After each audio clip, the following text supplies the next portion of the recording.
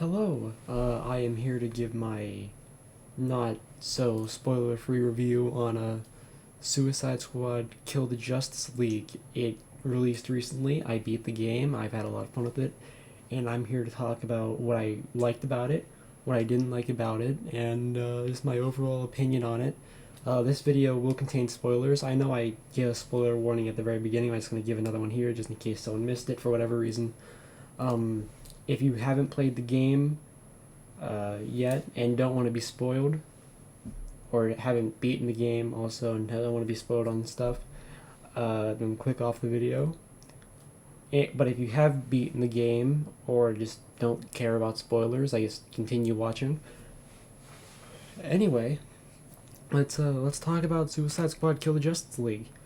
I do have my problems with it, but I like to be a pretty positive guy. So let's get into stuff I really liked. First up, traversal in this game is amazing.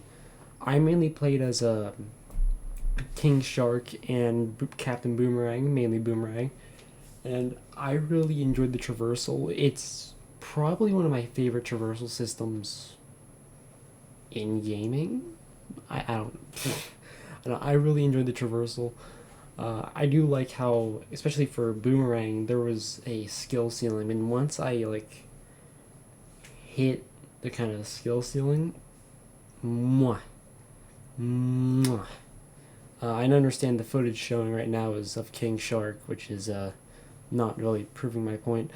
But King Shark's traversal, while it definitely is probably the most simple out of all of them, I'd say it's really fun. I like his play style.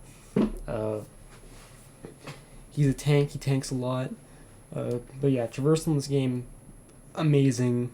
It's great. I genuinely love traversal.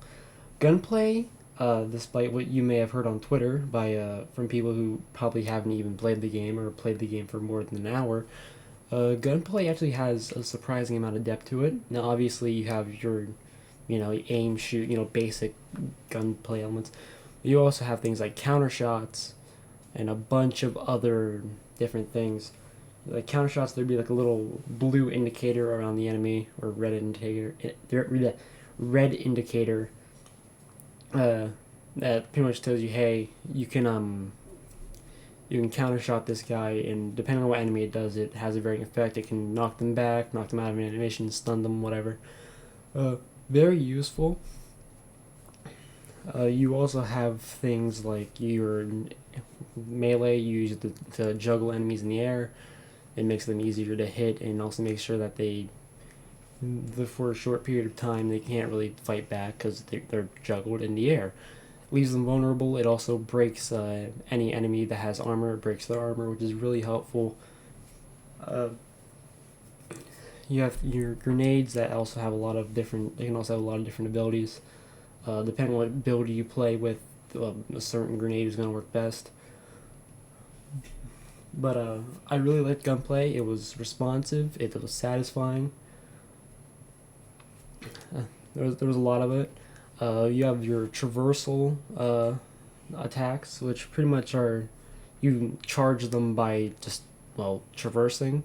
It's a really fun mechanic. I really like it. And then you also have your suicide strikes, which, while they do one-shot most enemies, there are occasions where it won't, because brutes toward the end of the game have more than one health bar for some reason. So it'll take away one health bar, but the brutes by the end of the game, if they have more than one health bar, they'll just survive it. Especially if you're doing things like incursions or whatever. Yeah, that's annoying. I'll get to my opinions on brutes here in a minute. Yeah, I thought that, but yeah, other than that, it's really cool. You also have this ability. I also have another ability. Right now, I only have it for Captain Boomerang because that's who I mainly use. And my Deadshot and Harley for me are nowhere near leveled up. My Deadshot's like level 5, and my Harley's like level 2. My King Shark's like in the mid-20s, and I have my Boomerang maxed out. So, yeah. But one thing that I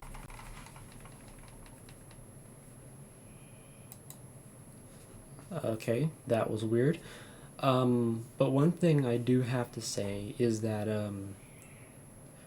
traversal is it flows very smoothly into combat. You're gonna be wanting to use traversal a lot during fights because that's how you're gonna survive. That's how you're gonna need to rely on that. So mastering your traversal along with the gunplay is going to be key to how good you are at the game. Let's start talking about enemies. You have your basic grunts, I guess. They're just kind of there. They shoot at you. That nothing too special. You have the brutes. I hate them. They have like this attack that's kind of like, if you guys ever played Dying Light, you'd know the rebar enemies, right? You know, like when they slam the rebar onto the ground, it has like this like shockwave effect. You know how that's kind of, you know how the hitbox on the rebar enemies is kind of broken with that attack because like you can be like a mile away and it for some reason still hits you. The brutes are just as bad. When they like jump up and do like their like, explosion attack, I swear, no matter where you are, it's going to hit you. I don't know why. Rocksteady, please fix it. It's broken. You also have snipers, which you want to deal with, which attack you from a distance, obviously, since they're snipers. If you get too close to them, they'll teleport away to another nearby vantage point. The trick to dealing with those guys is if you're like something like Deadshot, or like, you have like a sniper or an AR, you can deal with them pretty easily. But the trick is for a character that like doesn't have very long range weapons, like Boomerang. Okay, well Boomerang has access to a sniper, but I'm not good at sniping, so I never used it. But the trick is you want to hit those counter shots, and while they're stunned, you want to get up there and finish them off. That's the best way to deal with them for short range enemies like Boomerang. And then you also have the tanks, the literal Brainiac controlled tanks. At the beginning of the game, they're kind of difficult to deal with, but by the end of the game, by the end of like the main story, after you kind of kill all the Justice League, and like beat Brainiac, they're really easy to beat. One traversal attack will do it. Like one or like a traversal attack and like maybe like a couple of shots from your gun. That's about it though. They're once you're toward the end game, they're really easy to deal with. One enemy type that I struggled with consistently that wasn't the brutes was the helicopters, because like I said, I play Captain Boomerang, and while he does have access to snipers, I'm not a good sniper, so I never use them. So I just stuck with an SMG and shotgun throughout my entire playthrough, which, while worked for my playstyle, made fighting helicopters a pain. Because I just get constantly shot out of the sky by them. Yeah, it's annoying. You can counter shot them. That's just kind of what I used. I just took advantage of counter shots as much as possible. Yeah, one thing I forgot to mention while I was talking about combat is shield harvest. Very important. You want to learn how to use that. But back to the enemies. This is a very disorganized review. I'm so sorry. But one thing, the helicopters aren't that bad. Once they get like, okay, so when you're close to fighting, when you're about to fight Green Lantern, to pretty much from the point where you're about to fight Green Lantern to from like throughout the rest of the game after that, there are gonna be helicopters like Green Lantern shielding. How they still have it after Green Lantern dies, I don't know. Which supports the theory that they're actually the clones, and they're actually like a clone Justice League and not the actual Justice League.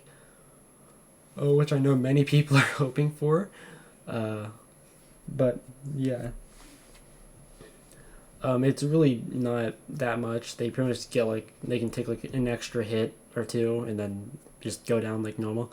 But though they can get a they can like summon like Green Lantern rockets, which once again really aren't that big of a deal. The helicopters, and as long as you're not an idiot like me and decide to try to fight helicopters with all short range weapons, you should deal with them perfectly fine. They're really not that difficult, unless you're an idiot like me who decided to never once use a sniper against them, or like any other long range weapon like an AR or LMG, whatever, minigun.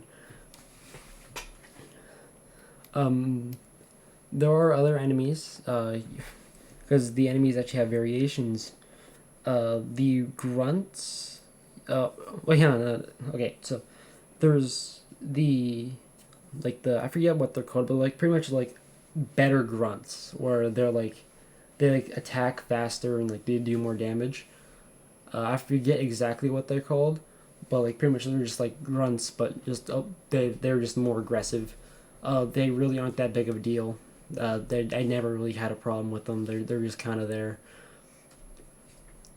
Next up, but yeah, there are also other variations like you have, because apparently they thought it was a great idea to give the grunts and the brutes Flash's abilities after you kill the Flash.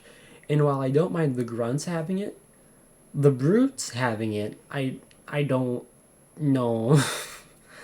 I do not like the brutes having it, dude. I don't like the brutes to begin with. Like, granted, the brutes having Flash's abilities are very rare, as far as I've noticed. But when they do have it, it's so annoying. Because like they're just running away from you, and it's please, why, what, who thought that was a good idea? Rocksteady, Rocksteady. I defend this game a lot. I love this game, but why would you do that? I'm pretty sure that like snipers can also get the flash variant too, though it's not very common. But next up, the snipers actually get another variant too, aside from the flash one, which really doesn't change anything. They get like the Batman variants, where pretty much they have Batman's cloaking tech, and they're only visible when they're like right after trying to shoot you, or like right before. Don't remember exactly which. They really don't appear that much, so I really have next to no experience actually fighting them. But yeah, they're there. They exist. They're not too common. You don't have to worry about them too much. Yeah, but other than the fact that they can cloak themselves, they really are just like regular snipers and can be dealt with in almost a similar fashion. You just have to be a lot more vigilant, I guess. All right, let's get to the part that I know everyone's been waiting to hear my opinion on. The Justice League dying. First off, credit to Rock. Alright, I'm sorry about that. My computer just decided to not work. I don't know what's going on. But first off, credit to Rocksteady for actually going through with it and, killing the Justice League. Although people seem to not like that decision, even though if I recall, a lot of people were harping on Gotham Knights for not actually killing Bruce Wayne, for not killing Batman, when that was kind of like the whole tag of the game. Alright, Batman's dead. It's up to Barbara, Tim, Dick, and Jason to kind of hold down the fort. Now it's up to them now to defend Gotham. But now when Rocksteady actually goes through with it, actually has you kill the Justice League like the game suggests, like the title suggests. Apparently that's a problem now. The double standards around here are insane, really crazy. Now, I don't mind killing the Justice League. I respect them for actually going through with it. I actually really like the fact that we actually do get to kill the Justice League. I think that's really cool. I mean, personally, I don't have a problem with the way the Justice League goes out. I understand why people do. Okay, well, I do have a problem, but I don't think it's as serious as other people like to claim it is. Pretty much, Flash, when you kill him, he's like the first member of the Justice League you kill. Flash, he just kind of dies as soon as his health bar drops. Like, he doesn't get to say anything, doesn't get any last words. You hit him pretty much once his health bar hits 0, he's just dead. He just falls over and dies. Which, while is technically realistic to what would happen to somebody if they died. They just they fall over and their body goes limp. They die. They're dead. I would have liked to see some last words, but we do get a funny gag out of it with Boomerang that I'm not sure if I can put on YouTube, so I'm not going to do it. But yeah, I think it's really funny. Green Lantern, he does get some last words. He kind of like taunts the squad for his like final actions before Floyd puts a bullet in his head. I think he goes out fine. It could have definitely been better, like all the Just League deaths, but hey, who cares? Okay, well, I shouldn't say who cares. A lot of people care. But, whatever. It's not something that really bothered me throughout my playthrough. Next up, we have the real reason why people seem to harp on this game so much.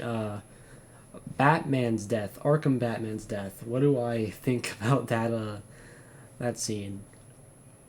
I don't think it's as big of a deal as many people would seem to claim. Should he have gone out in a better way? Yeah. Can I understand why they took him out like they did? Yes. Because while it isn't the most, glorious way to go out, and while I do think Arkham Knight was a better ending for his character, even though he didn't technically die in Arkham Knight, if you even watch the Nightfall cutscene to the very end, you see him clearly still alive and still fighting crime, just using fear toxin. I do think Arkham Knight, for all the flaws that game has, story-wise, was a better send-off for the character. But Kevin Conroy gives a great performance as Batman. I loved every line of dialogue he had. Rest in peace, Kevin Conroy. You will forever be missed. Yeah, as to how Batman dies, he gets shot in the head by Harley on a park bench. While many people have issues with this, and for good reason, I can understand why they would want Batman to actually have a proper send-off and not just get shot in the head by Harley. But I can understand why they went the route they did, considering the fact that Harley, in the Arkhamverse, hates Batman. So, I can understand why they took him out the way they did, why she did it so disrespectfully, because it is in her character. I can understand it. I would have liked for him to go out in a much better way, and I don't like how he went out, but I can understand why, so that's why I think it's like, yeah, sure, they could have definitely done it better. I'm also kind of lukewarm on it. But yeah, next up you have Superman. Even though he was probably my favorite boss to fight, he like once his health bar hits 0, he's kind of like the Flash. He doesn't like fall over and die like the Flash, but he kind of like flies around in the air like yelling, like firing his laser vision, and just kind of falls to the ground. Yeah, it was certainly a death. I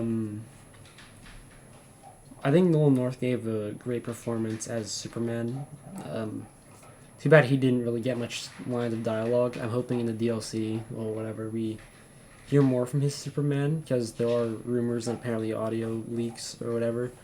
I don't really trust leaks. I would rather wait until the actual DLC to come out before I say anything on the leaks, but whatever. But yeah, they just kind of die. As for the boss fights against the League are really cool in my opinion. So you have the boss fight against let's just go in order and how you kill them. You have the boss fight against the Flash, right? I think it's kind of cool. It gave me a decent challenge for how early you fight him in the game. A lot of people say they have plot armor, and while to an extent I can agree, but to be fair to the squad, like they did come prepared to fight each member. The only one they weren't prepared against was Batman. But for Superman, Green Lantern, and Flash, they were prepared. They had stuff to counteract their powers. Well, they definitely still had plot armor. It was nowhere near to the same extent as people are claiming it is.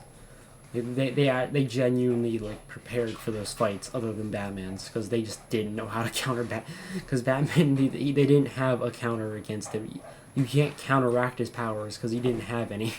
He doesn't have any powers. So yeah, that's the only one they really weren't prepared for. Yeah, Flash's boss fight was cool. It was nothing crazy, but it was cool. I liked it. Next thing with Green Lanterns. Green Lantern's boss fight was really nice. I liked it. I think destroying the constructs was a cool idea. Like using it to like whittle down his like will or his shield, whatever. That was cool. I do think at times there was a little too much going on during that boss fight, but I thought it was a really fun boss fight, and that's kind of all I have to say on it. Batman's was a big letdown for me. I'm not a big fan of this boss fight. Spectacle-wise, it's really cool, and I like the build-up to it. But the boss fight itself of Batman, like against Demon Batman when he's using the fear toxin, I don't like it. I think they could have done a much better boss fight, or the design. They could have definitely done a much better boss fight surrounding him. It's cool spectacle, but that only lasts. Like spectacle only carries it so much. It was not a very engaging boss fight whatsoever. It's cool. I like the build up to it when you're like having the kind of like roaming around the Batcave while in fear toxin, like you're trying to pretty much neutralize it. Like Batman's constantly he's kind of doing what he did to Joker, like imaginary Joker in Arkham Knight, whereas like Batman statues appearing all around you. Except this time, he's also placing explosive gel everywhere, and you also see Demon Batman trying to attack you, and you need to like constantly like counter shot him. Yeah, I think I like the build up to the boss. The boss fight itself, though, not great. I think they could have done a lot better. Superman's boss fight was really cool. I really liked Superman's. The first thing this guy did when I first fought him was smack me with a tank. That was not one of the best ways to start off a fight. I really liked it. I liked how he genuinely felt powerful. I liked his lines throughout the fight. He was actually intimidating as Superman. Sorry for the noise in the background, by the way. My dog is eating. Why? Why can't I just... He's so loud. But... He's so loud. But yeah, that's kind of all I have to say on it. I think it was a really cool boss fight. Mechanically, it wasn't really anything too special. It was just kind of there. But I do really like what the boss fight was for the most part. Mechanically, it wasn't much, but it was enjoyable and difficult enough for me to, have a lot of fun with it, and that's why it's my favorite.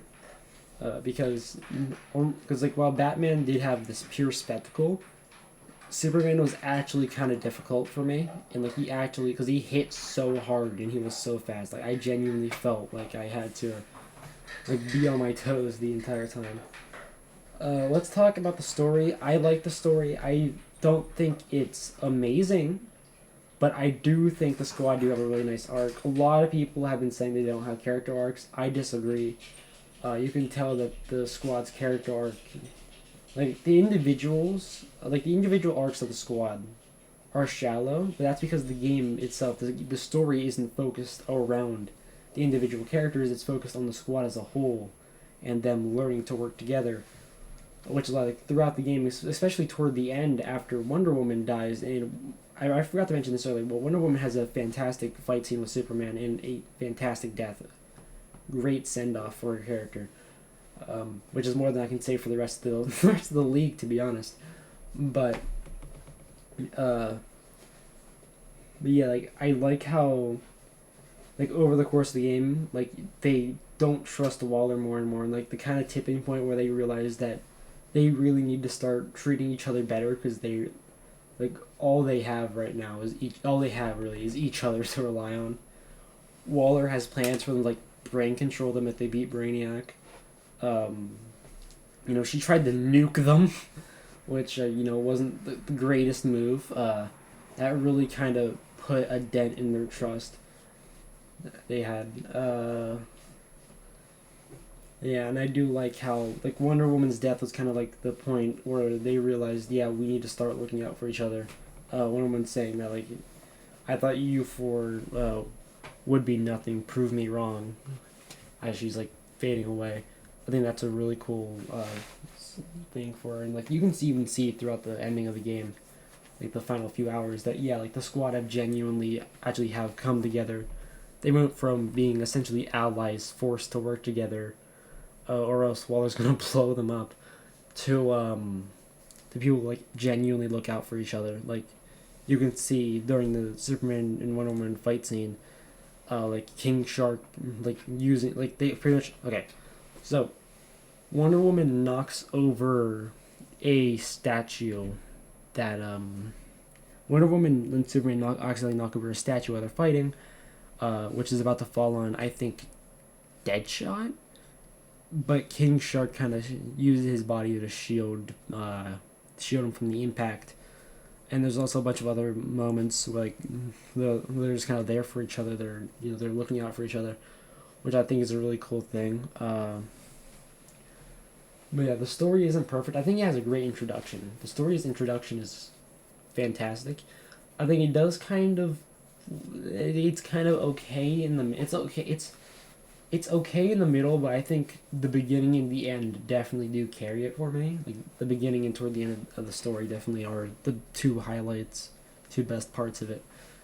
The cutscenes in this game are phenomenal. Rocksteady genuinely deserves an award for how great these cutscenes are. In terms of like quality, voice acting is amazing throughout. And yeah, that's kind of all I have to say. Wow, this is nearly 30 minutes of me just talking about this game. There will be more videos to come, but I also do need to get back on making Splatoon videos, so I do have a few videos that I want to make for that.